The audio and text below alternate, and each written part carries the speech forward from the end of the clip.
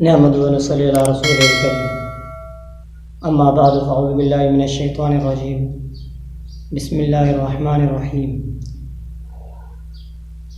جیسا کہ شعبان المعظم کا مہینہ چل رہا ہے، اس سلسلے میں ہم نے آپ سے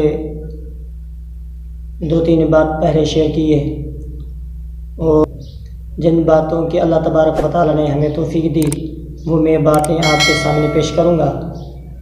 ان میں سے پہلی بات یہ ہے کہ یہ شب برات شعبان المعظم کا مہینہ چل رہا ہے، اس سلسلے میں جو اس کے اندر اس کی جو فضیلت ہے کس وجہ سے، ایک تو میں نے آپ سے پہلے بتایا یہ آپ علیہ الصلاۃ والسلام کا مہینہ ہے۔ دوسری بات یہ ہے یہ شب برات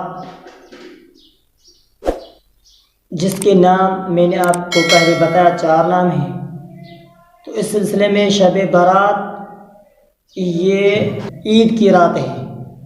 عیدیں کتنی ہیں؟ 4 عیدیں ہیں۔ کتنی؟ 4۔ ایک عید الفطر جو رمضان مبارک کے بعد شوال کے پہلی تاریخ کو پڑھی جاتی ہے۔ دوسری عید الاضحیٰ وہ جو 10 ذوالحج کے تاریخ میں پڑھی جاتی ہے، ادا کی جاتی ہے۔ اس سلسلے میں باقی 2 عیدیں وہ یہ ایک شب برات والی عید، دوسری لیلۃ القدر والی عید۔ یہ 4 عیدیں، ان 4 عیدوں میں سے 2 عیدیں جو ہوئے وہ 2 عیدیں انسانوں کے لیے اور 2 عیدیں فرشتوں کے لیے۔ جو انسانوں کے لیے ہیں وہ کون سی عیدیں ہیں؟ انسانوں کے لیے ایک عید الفطر، دوسری عید الاضحیٰ۔ یہ دونوں عیدیں جو ہمیں نماز کے صورت میں ادا کرتے ہیں یہ مسلمان انسانوں کے لیے ہیں، اور وہ 2 عیدیں جو عبادت کے صورت میں ہم ادا کرتے ہیں یعنی شب برات اور شب برات کے ساتھ دوسری لیلۃ القدر۔ یہ 2 عیدیں ہم عبادت کے صورت میں ادا کرتے ہیں۔ اس میں روزے ہم اس عیدین میں تسبیحات، نوافل وغیرہ، عبادات وغیرہ، یہ دونوں عیدیں جو بغیر نماز کے رات کے وقت میں شب برات اور لیلۃ القدر یہ فرشتوں کی دونوں عیدیں ہیں۔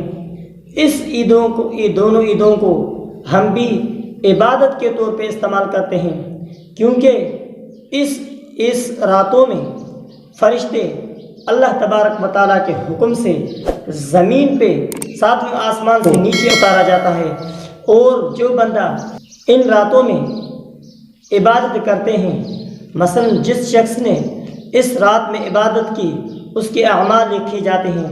جس شخص نے جو بھی اعمال کیے، نوافل پڑھے، قرآن پاک کی تلاوت کی یا تسبیحات کی، تو وہ اعمال لکھے جاتے ہیں۔ لیکن یہ دونوں عیدیں فرشتوں کے لیے ہیں۔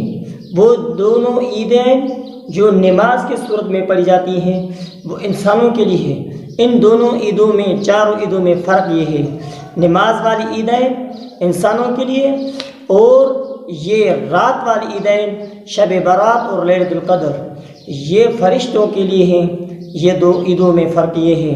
اور دوسری بات، اس مہینے میں شب برات جس مہینے میں ہے، اس مہینے کی فضیلت، اس میں بھی ہمیں تسبیحات پڑھنی چاہیے، روزے رکھنے چاہیے، نوافل پڑھنا چاہیے، کیونکہ آپ علیہ الصلاۃ والسلام نے جیسے ہی شعبان کا چاند نظر آتے ہی آپ علیہ الصلاۃ والسلام اور ان کے صحابہ رضی اللہ تعالیٰ اجمعین نوافل، تسبیحات، ذکر اذکار اس میں مشغول ہو جاتے ہیں۔